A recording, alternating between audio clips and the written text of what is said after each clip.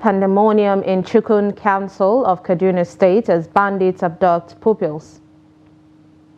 As nationwide minimum wage hearing kicks off, different demands trickle in. Tinubu administration blames current inflation on Buhari government mismanagement. And away from Nigeria, 10 killed as rebels seize Congo town in eastern region conflict. Hello and welcome to Trust TV News Hour. I am Sumaya Abubakar. And now the details. We start with security.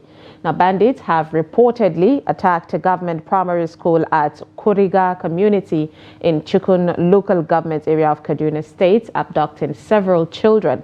The community is located along the Kaduna-Birnungwari Road, which has been under control of bandits for many years. The police authorities and the Kaduna State government are yet to confirm the incident, but a local source said the bandits invaded the school at about 8:30 a.m. on Thursday and took away many pupils, including the head teacher. He said several other students sustained injuries as they attempted to flee from the school on sighting the bandits. Some parents of the victims spoke to Trust TV. My name is Hassan Abdullahi Kuriga. My daughter Safia Hassan, who is in JSS 3, is among those abducted. The incident happened around 7:40 a.m. on Thursday when they went to school. This attack is a grim reminder that there is no security in our community. Although the local vigilantes tried to rescue the children, they were, however, overpowered by the bandits.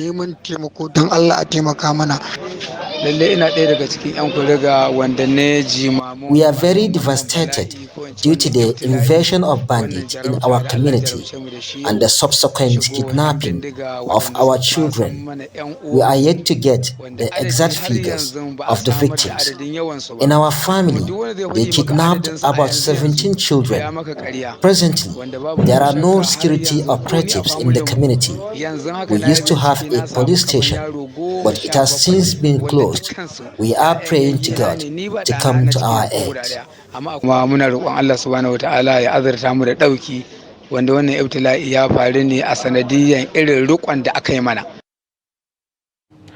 reporter in the States, that's Kaduna State, Bello Musa, is joining us via phone call to give an update on the incident. Good evening, Bello Musa. Thank you for joining us. Good evening. So give us the situation report on what you have learned so far about this daring attack in Chukun Council. Well, the situation now at Kuriga community is that of fear and trauma after kidnapping more than 100 students and pupils at the government school and the community by the bandits on Thursday morning. According to one of the residents, said the incident affects almost every family in the community because everyone in the community must have one or two children in the community. So virtually every house in the community is affected. You could hear from one of the voices that was just played that he has his daughter who is in JSS 3. And the other said about 17 members of his family among the victims. It's really a sad situation. So how is the community people reacting to this development? I mean, what are the parents saying? Well, I suspect the parents are in a very troubled condition. They are traumatized, knowing fully well that their children are now in the hands of bandits, possibly in the forest, and they don't know what will happen next. And among the victims are female in either a junior school or primary school. They are in a very terrible situation now, calling for our government to come to their aid. What efforts have been made to rescue the abducted children? Has there been any kind of, signals from the security agents to the community? Yes, there's development in regards to that angle because The Kaduna State Governor, Senator Obasani, was at the community this evening to see the people and to talk to them. And according to one of the residents that just called me after the governor left, he told me that the governor promised to ensure maximum security in the area. We hope that everything, will get past through this horror that is happening in Chukun Council. Thank you so much, Bello Musa, for the update. Thank you. All right, moving on. Still in security, gunmen suspected to be kidnappers have launched an attack on Kurmi village in Ningi local government area of Bauchi State, abducting 5 villagers. The incident was said to have occurred late Sunday night as the armed men reportedly stormed the village, shooting sporadically to scare away residents in the wake of the abduction. Confirming the incident, the recent attack, the caretaker chairman of Ningi local government area, Ibrahim Zubairu Mato, said the armed kidnappers initially struck a neighboring village before attacking Kurmi. He described the attack as a well-coordinated one, saying the attackers, numbering 6, caught the villagers off guard. According to him, those injured were a nursing mother and former councillor Abdulrahman Jibrin Kurmi, who reportedly sustained gunshot injuries, adding that the duo narrowly escaped abduction. He added that the fate of the remaining 5 victims, including the former councillor's son, remains uncertain. The State Police Command is yet to issue a statement on the attack. Gunmen launched a brutal assault on cattle rearers in Nafandreji Fan district of Barikiladi government area on Tuesday evening. Tragically, the attack resulted in the loss of a herder's life and 134 cattle and sheep. The Azimi, who bore the loss of 21 cattle, confirmed the harrowing incident on To Trust TV on Thursday. Ado Musa completes the report. These are the unfortunate casualties among the cattle during the attack. As recounted by the cattle owners, Abubakar Abdul Mumin and Abdul Salam Ibrahim were tending to the herd when armed assailants suddenly descended upon the area, unleashing a hail of gunfire. Tragically, Abubakar, along with numerous cattle and sheep, fell victim to the violence. Some of the members of the Fulani groups speak on the incident. What really happened yesterday is a bad thing to us. We were thinking that we have a relative peace. But to our greatest surprise, and very unfortunate, yesterday, over 35 cows were shot in Fan district without any provocation. 2 people shot, 1 dead. 1 is now in hospital. We went and saw him and interviewed him. Almost 104 cows shot. And the securities has gone and seen. The local government has went there. The chairman of the local government has even gone there and seen. So we are calling for the appropriate authorities to please compensate those people that lost their losses, their cows. And there wasn't any mischief there. It's just like that. They were just grazing. Don't think that the cows entered farm or something. No, it's not like that. But in our side, if they made mischief, they will take our cows, put inside a fence. We must pay what they want. But for them, they will come and kill the cows and kill us. Nothing will be done.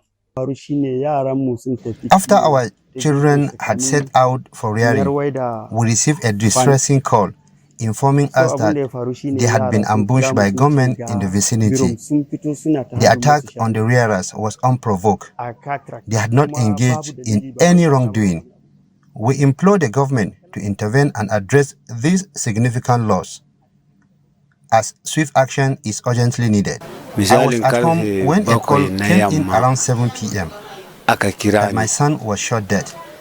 I was in Bauchi, but I have to come and see what has happened to my son. My son has not committed any crime to deserve this kind of treatment.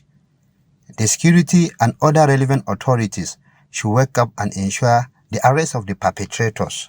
Governor Mutfuan, while sympathizing with the deceased family, condemned the incident while directing security agencies to track down the perpetrators of the heinous crimes and ensure justice for the victims. Ado Musa, Trust TV News, Jos. Away from security, organized labor is showing signs of advocating for a minimum wage of 500,000 naira as the zonal public hearing on the new wage structure commences today in Lagos, Kano, Enugu, Akwa Ibom, Adamawa and Abuja. Joe Ajaero, the president of the Nigerian Labour Congress, hinted during an interview on Arise TV on February 11th that if the prevailing inflation persists, then Labour might advocate for a new minimum wage of up to 1 million naira for Nigerian workers. However, a senior official of the NLC speaking on condition of anonymity disclosed that based on proposals received from the state chapters, organized labor may push for 500,000 naira at the ongoing meeting. The public hearing, scheduled to be held simultaneously across all 6 geopolitical zones, aims to gather feedback from organized labor, the state governors, ministers, civil society groups, and the organized private sector regarding a new minimum wage that reflects current economic conditions and meets workers' aspirations. Joe Ajaero is set to chair the meeting in the northeast, which is happening in Yola, the capital of Adamawa State, while the Minister of Finance and Coordinating Minister for the Economy, Wale Edun, will oversee the Southwest hearing taking place in Lagos. Meanwhile, the Nigerian Labour Congress has proposed 485,000 naira as the new minimum wage for workers in Nigeria's northwestern region. The proposal is contained in a position paper presented on Thursday at the Northwest Public Hearing on the Tripartite Committee on National Minimum Wage in Kano. The presentation was made by the Kano State Chairman of the Nigerian Labour Congress, Kabir Inua, on behalf of the Northwest leadership of the Congress. He said the proposed minimum wage of 485,000 naira was necessary considering the dynamics of the national economy. The NLC boss noted that the Minimum Wage Act has given all the protection required to ensure compliance. He therefore stressed the need for the intervention of the federal government to ensure compliance by withholding all allocations to any state or public institutions that contravene the minimum wage law. Still on it, the Nigerian Labour Congress has demanded 794,000 naira as the new national minimum wage for workers in the Southwest geopolitical zone. The Labour Union in the Southwest, through the chairperson of the Lagos State chapter of the NLC, Fumi Sesi, made the demand during her presentation at the ongoing public hearing of the Tripartite Committee on National Minimum Wage in Ikeja, Lagos on Thursday. Sesi noted that the demand was jointly agreed on by all the members of the union in the Southwest. President Bola Tinubu, through Vice President Kashim Shettima, inaugurated a 37-member panel on the new minimum wage in the council chamber of the State House in Abuja on January 30th, 2024. The Minister of Finance and Coordinating Minister of the Economy, Wale Edun, has blamed the current inflation in the country on 8 years of printing money without matching it with productivity by former President Muhammadu Buhari. Edun, who disclosed this on Wednesday during an interface with the Senate Committee on Finance, said during the period the printing of naira is in trillions was carried out without matching it with productivity. The report. The finance minister reiterated the resolve of the federal government to order the 22.7 trillion naira ways and means advance under former President Buhari's regime. He said the consequence of the 8 years of printing money without productivity is high inflation confronting the country now. And you have helped to solve that. But where has it come from? It's come from 8 years of just printing money. And the issue is that that money was not matched by productivity. It's not like when you earn dollars and you bring the naira alongside it, although there's even a better way than that. But that's still not as bad. It's not as if the money is matched by productivity, increase in output. It is not. And what happened was that for 8 years, the weak were left to their own devices. It is the privileged few that took everything. That's the reality. The chairman of the committee, Senator Sani Musa, said the interactive session will be a continuous exercise that is geared towards helping the government execute short-term and long-term plans that will pull it out of the present economic quagmire. There's need for us to seriously, not only you on that side, but even us here, to look at it. And this is the reason why we need to create the office, this budget office in National Assembly. It's very important. So with this, I think I will commend the Honorable Minister for being up to date with the situation about the economy. 2 weeks ago, the Senate resolved to probe the 30 trillion naira ways and means spent by the Buhari-led federal government, which according to it was spent recklessly. Already, about 5 billion naira has been committed to the monthly rental scheme, which seeks to ensure that getting affordable and accommodation become less difficult in the big Nigerian cities like Lagos. While many see it as a welcome development, some others are already asking if such a policy can be replicated in Nigeria's capital, Abuja. Trust TV's Ibrahim Ismail speaks to residents and property agents on the sustainability or otherwise of the monthly rental plan. His report. The biggest challenge of living in Nigeria's capital, Abuja, is getting an affordable accommodation. With the current economic meltdown, it has become more difficult for low-income earners to pay their rent. In their city, landlords only rent out their property for the minimum of 1 year, with others setting a minimum rental subscription of 2 years. With the introduction of a monthly rental scheme in Lagos, residents of the FCT want it replicated in the country's capital. Well, if it is like that, people can be able to prepare, because the essence that the landlord will give you in condition, okay, in 6 months' time, you have to pay me, in 6 months' time, you have to pay me instead of 12 months. You can be able to save and pay, or monthly. People can be able to sort out themselves and be able to pay the month. It will be convenient for them. Well, if I have my way, I will advise the government to continue housing estates so that people, it will limit the cost of individuals to exploit the masses. If government housing estate is being improved in diverse dimensions or in many ways, at least there will be a lot of houses that people can be able to afford. Like monthly is not going to be like usable to the landlord, but half year is okay based on my earning. So if that regulation will be imposed, then I believe the tenants are going to be at least up the distance will be affordable to them. While some respondents support the monthly rental payment, others argue that the scheme may not be sustainable. There's an allowance, housing allowance for us. So what we do is that we contribute it, gather it in a year and pay. Unlike, say, we should be paying monthly. Sometimes, before the salary comes, some have even spent all the money.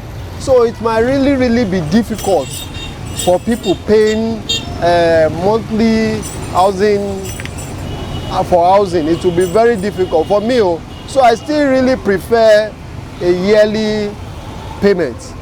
Although there is a bill at the National Assembly seeking to regulate payment of rent in the FCT, property agents who are major stakeholders in the housing industry argue that since tenants are already struggling with the yearly payment, they may not be able to meet up with the monthly payment.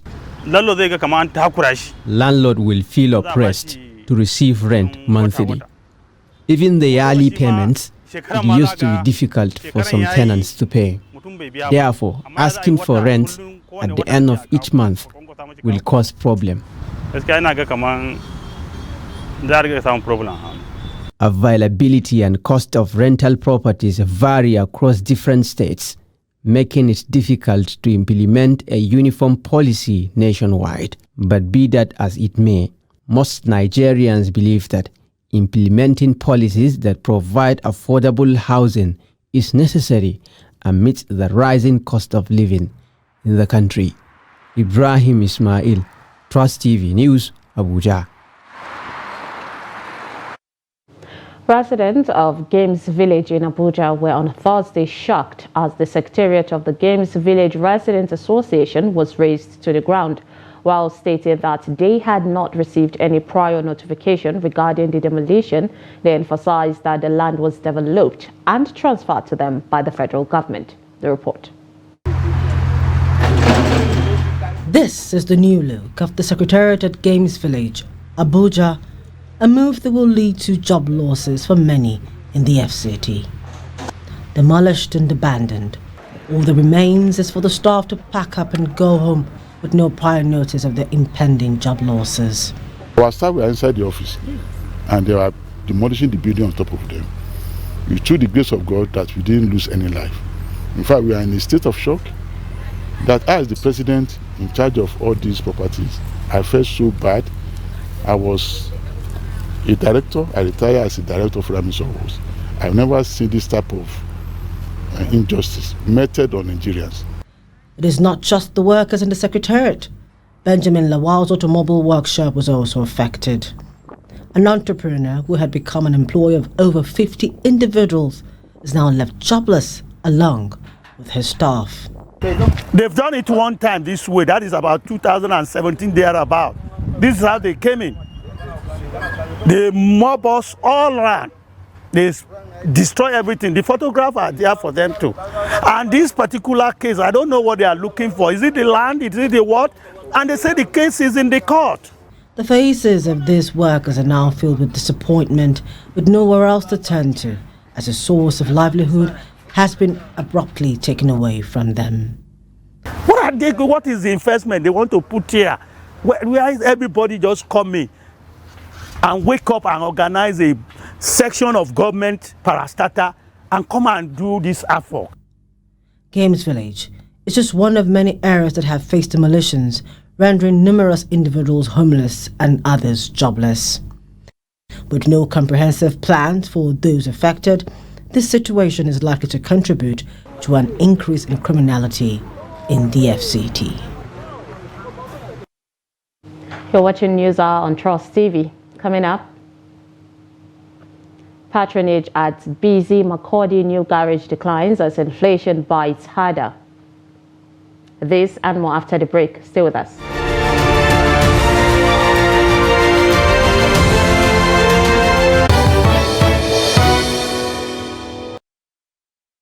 Welcome back and thank you for staying with us. If you're just joining us, this is Trust TV News Hour. Here's a recap of our top stories. We brought you pandemonium in Chikun Council of Kaduna State as bandits abduct pupils. And nationwide minimum wage hearing kicks off, different demands trickle in.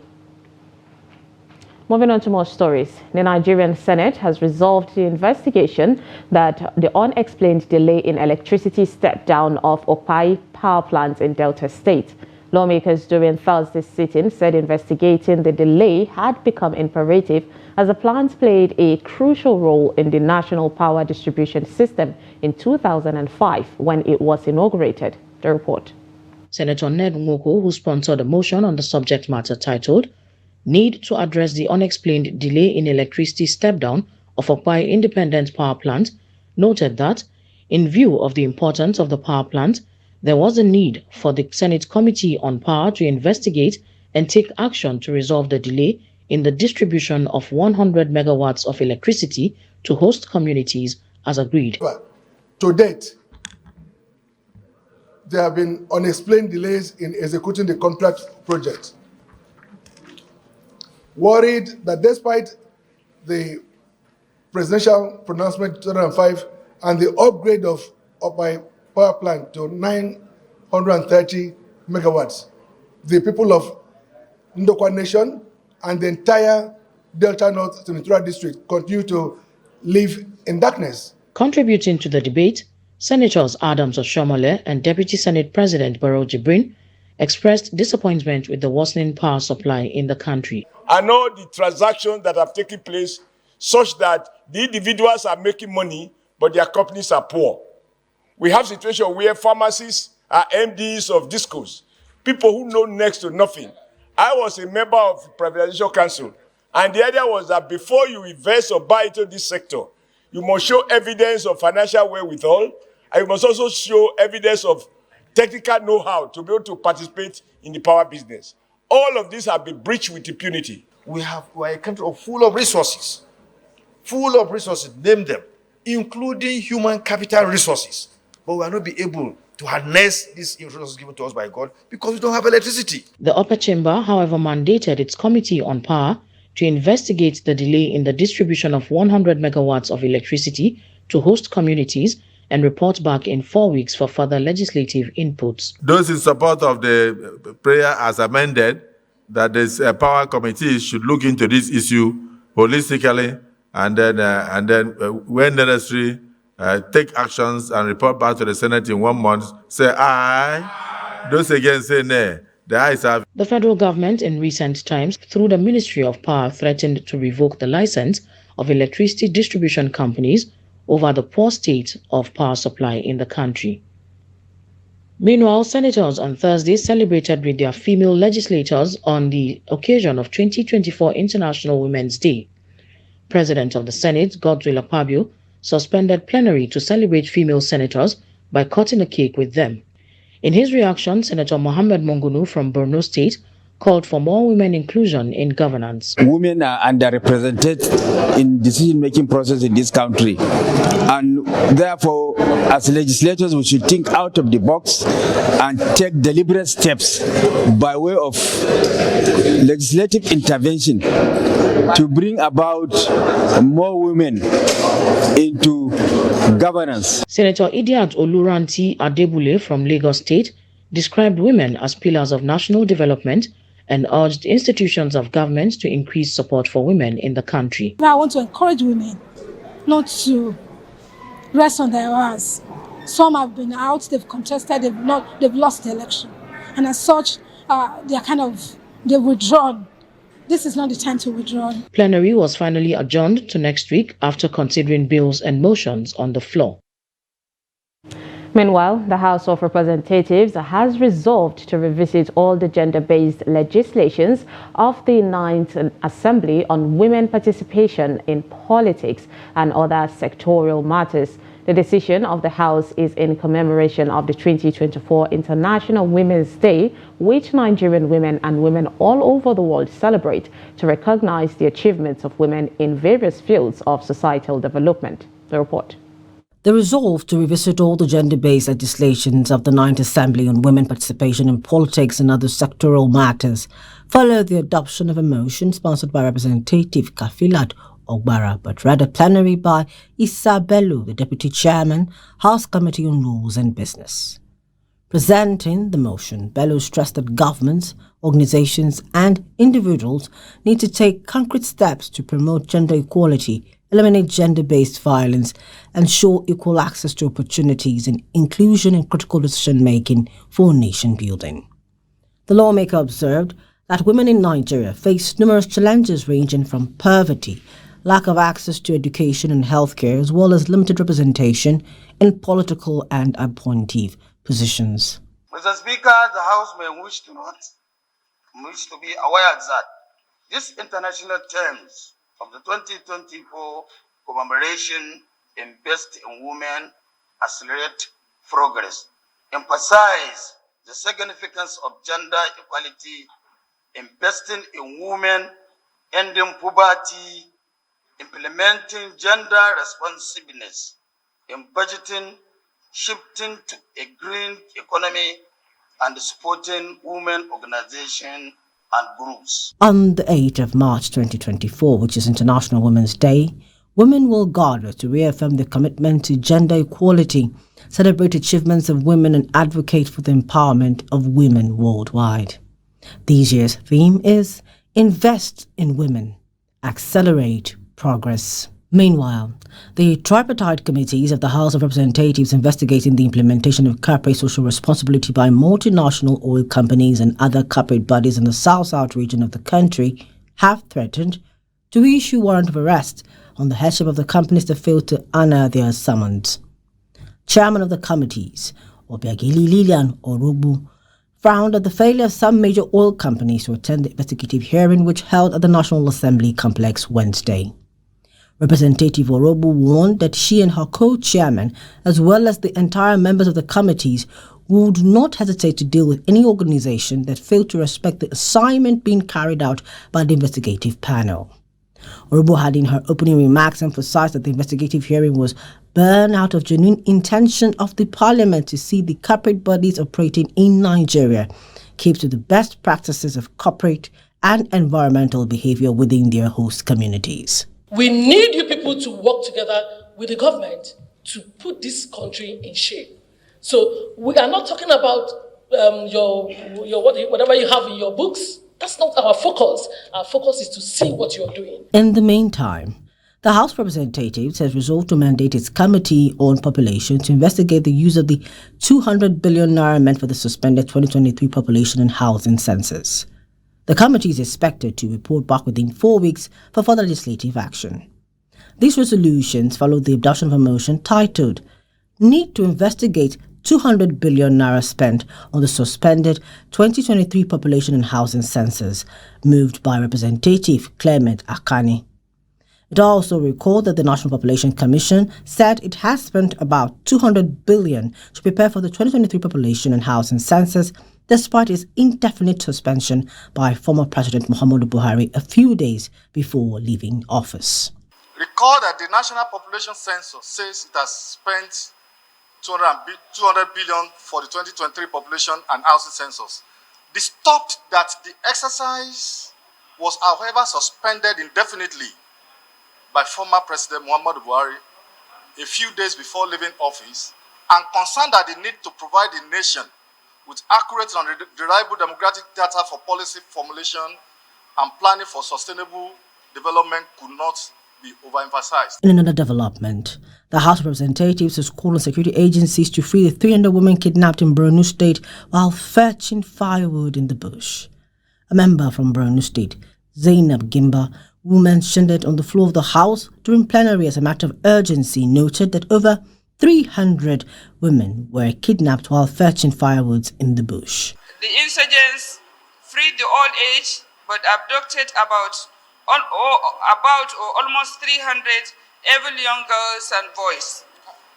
Aware that most of the abducted women were from Babban Sansani and some from Zulum and Arabic camps. According to Gimba, this is the second largest abduction after the Chibok girls' abduction by Boko Haram in April 2014.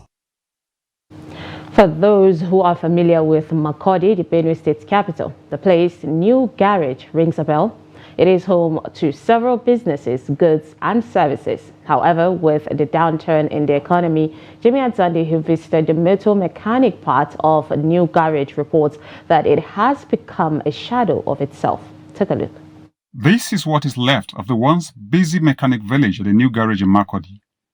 It is 11 a.m. and the artisans as well as traders are seated under the trees lamenting the economic crisis in Nigeria.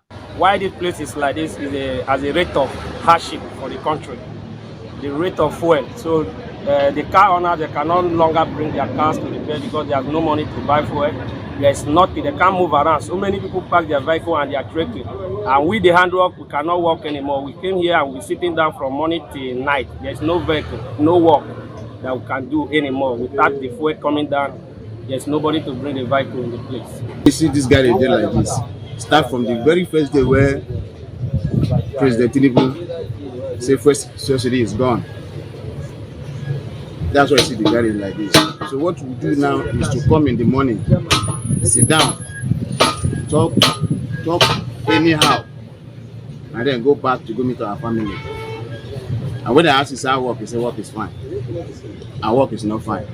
The near absence of the regular patronage at the mechanic village has affected other service providers who depend on the influx of people for survival, like this elderly man who has been here for a couple of years. Yeah, honestly speaking, it's not moving. Even the chicken we are buying before, 3,000, now it's 8,000 and 9,000 naira. Even the one I bought this morning, this chicken I bought this morning is 13,000 naira. I don't know how to manage. Things comes to so difficult. I don't believe in that. I remember the time I started this business. Things are looking very well. I have a wife and a daughter. To pay school fees now, not even kids. for us. So we appeal to Mr. President for at least making a help. The same way in order that this fuel should go up to so price like this, making still at least bring them down again, because when fuel is down, a common man in Nigeria can as well survive. Now beg the beg is the president, he know what to do, so let him do it. Most owners have left their cars, citing their inability to purchase a PMS, which is now sold for between 690 and 750 naira in Makurdi. These residents have resorted to walking long distances because the pressure on motorcycle operators has led to a surge in transportation fares for intra-city shuttles. Jimmy Azande, Trust TV News, Makurdi. Ahead of this year's Ramadan fast, which will be observed amidst the prevailing economic hardship in the country, Muslims have been advised to be steadfast, pray hard and persevere.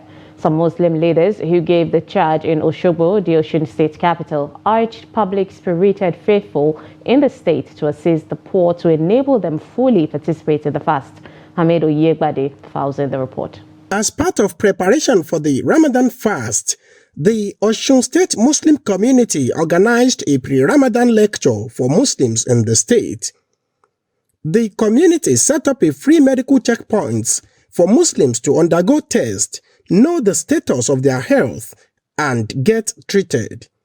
Muslim leaders charged the adherents of the faith to lend helping hand to the less privileged to enable them participate in the fast. It's necessary for Muslims to prepare adequately for Ramadan, and we also want to remind them. That's why we combine it with a pre-Ramadan lecture. Again, during this pre-Ramadan lecture, what had happened today is that, we are facing hardship. The government of Osun State has done something. They have validated some kind of relief for our people to prepare, to start Ramadan.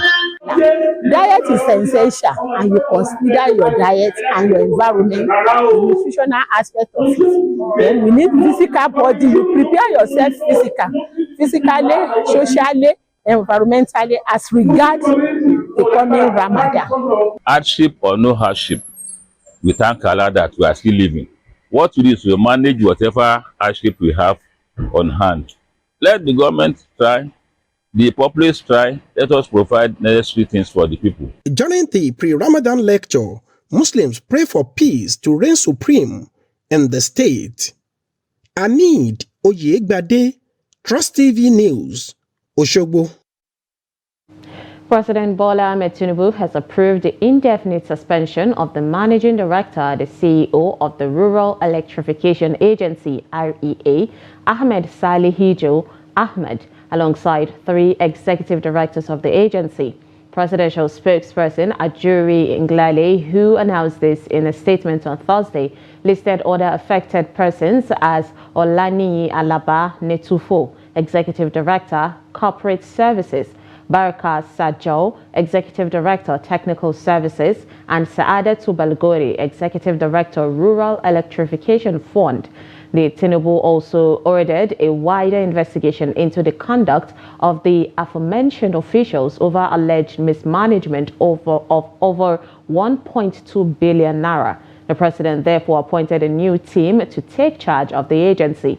They are Abba Abubakar Aliyu, Managing Director and CEO, Ayo Ade Boyega, Executive Director, Corporate Services, Omar Abdullahi Omar, Executive Director, Technical Services, Doris Ubo, Executive Director, Rural Electrification Fund, the REF, and Olufemi Akinyelure, Head of Project Management Unit, Nigeria Electrification Project.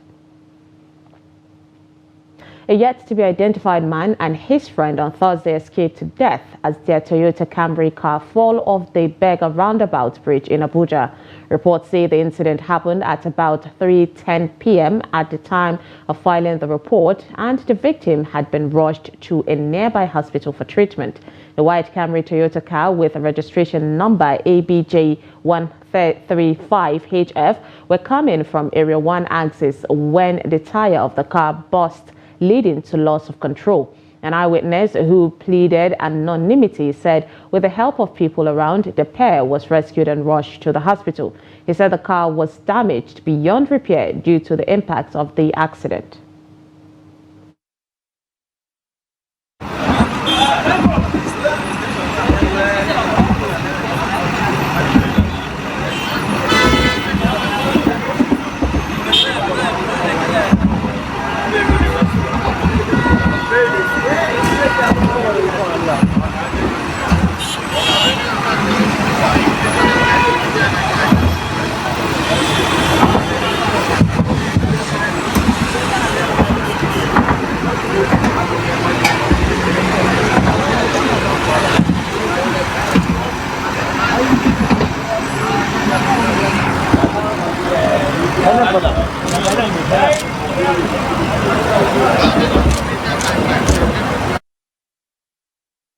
The Borno State Governor, Babagana Zulum, has reiterated his commitment to ensure that the state freed from the claws of insecurity. He stated this during when the British High Commissioner to Nigeria and UN representatives paid him a courtesy visit at the State House in Maiduguri. He said his government's model will ensure the protection of the IDPs, build their resilience, create jobs for youths and women, provide a lasting solution to the conflict in the state, and address the needs of displaced persons. He revealed that 1.2 million IDPs still live in camps, while 86,000 houses will have to be constructed in 64 destroyed communities for their relocation. Meanwhile, the British High Commissioner to Nigeria, Richard Montgomery, applauded Governor Zulum's leadership and assured of support for the state. He said the visit is to discuss challenges, the progress, and discuss plans for humanitarian solutions. And so while we should absolutely capitalise on the potential for development in line with your 25-year plan and your state strategies for durable solutions, there are clearly some areas and remain many people that have desperate humanitarian needs. So getting that balance right, I think, is the key problem or challenge that this group wishes to understand and debate with you and understand your plans. But what are our aims today? We want to understand recent progress and also to better understand the present situation. And also, of course, your future plans for the state, and in particular to discuss structure that involves relevant stakeholders at national and state level that will ensure transparency, accountability, as well as monitoring, learning, and evaluation. This commitment will require that we all truly and objectively align our activities and resources to each of these objectives and work in partnership and coordination. We are grateful for the leadership support of the UN Secretary, Mr. Antonio Guterres, the DSG Amina Mohammed, the Special Envoy Robert Pfeiffer, and all members of the Northeast Ambassadors Group for your interest in finding durable solutions to internal displacement. I hope all of you will rally around us when we will launch this plan, hopefully in April 2024, and set the ball rolling towards implementation. Let's now join Chiamaka Nendu for Business News Update.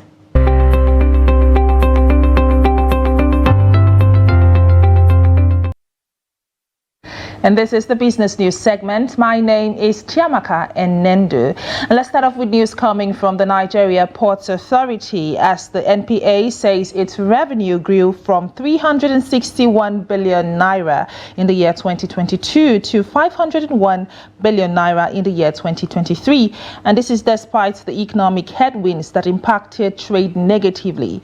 The Nigerian Ports Authority's remittances to the Consolidated Revenue Fund of the Federation also grew from 93.4 billion naira in the year 2022 to 131.2 billion naira in 2023. And this is according to a document titled Consolidation of Superior Performance of the Nigerian Ports Authority 2023, a synopsis of the authority's performance improvement between the years 2022 and 2023. And the document stated that taxes paid to the government also grew in the period under review, totaling 70 $27.7 million and 17.6 billion naira respectively. And it further disclosed that Mohammed Bello Koko-led management of the NPA was able to grow revenue and remittances by creating a trade facilitation platform to surpass its performance. And now to news coming from the Securities and Exchange Commission, as SEC has announced the development of new guidelines and aimed at enhancing the licensing, registration and screening processes for digital and virtual asset service providers. And SEC emphasized that these measures are crucial in preventing individuals with criminal backgrounds from participating as operators within the capital market. And the SEC circular highlighted that these new guidelines will complement the existing regulatory framework, reinforcing the Commission's commitment to ensuring market integrity and investor protection. And the notice also referred that the Commission's previous actions, notably its treatment and classification of digital assets released in September of 2020, delineating its regulatory oversight over various types of digital tokens. And right about now, let us see how the markets fared during today's trading session, where we did see the bulls dominate the market, up by 0.32% with 102,106.31 in terms of the all-share index. And the market capitalization hit 55.871 trillion naira, while the volume of trade hit 330.304 million, and the value of trade hit 6.243 billion naira, while 9,474 deals exchanged hands on the floor of the exchange. And now to the top gainers, with Maya topping the chart, up by 10.00% as displayed right here, with triple leg following closely, up by 9.84%, and Julie also up by 9.09%. And on the flip side now, let us take a look at the top losers from today's trading, with Cadbury down by 9.50%, and Guinness also down by 8.93%, while Wema Bank also is on the charts, down by 6.95%.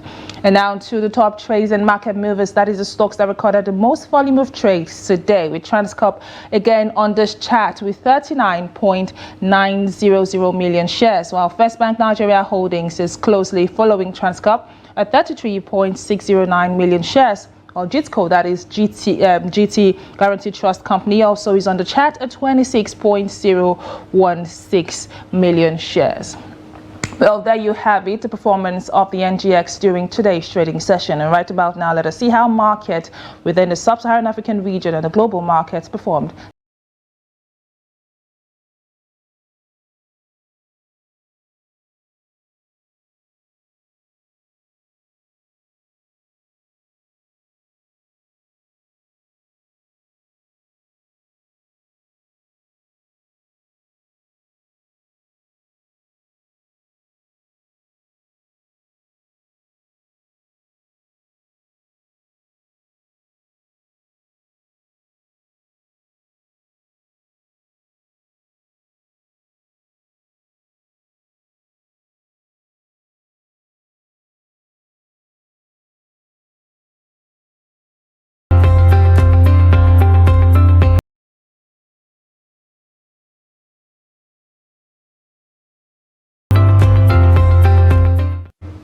And now to news coming from the currency market, where we did see the Naira fall slightly at the parallel market, which is also called the black market, where the Naira is exchanged unofficially. But let's see how the Naira fared, compared to other major currencies.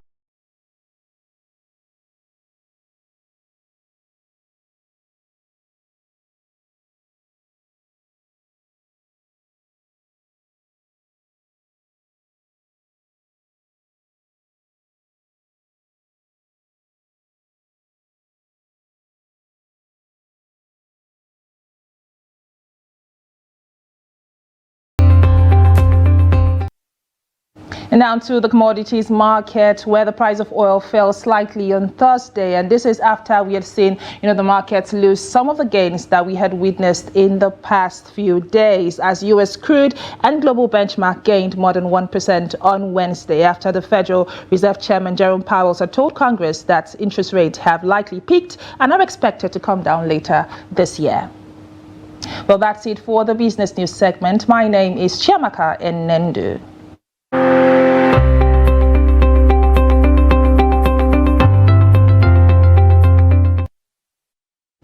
Thank you, Chiamaka, for that report. Now, away from Nigeria, a rebel group with alleged links to the neighboring Rwanda has seized a town in Congo's conflict-hit eastern region following the attacks that killed at least 10 people and displaced thousands. The seizure of Nyazale by M23 rebels came after days of fighting with security forces, the local civil society leader Jonas Pandasi said. He said thousands of people had fled toward Goma, which is the eastern Congo's largest city and the capital of North Kivu province. It is more than 100 kilometers, about 62 miles away.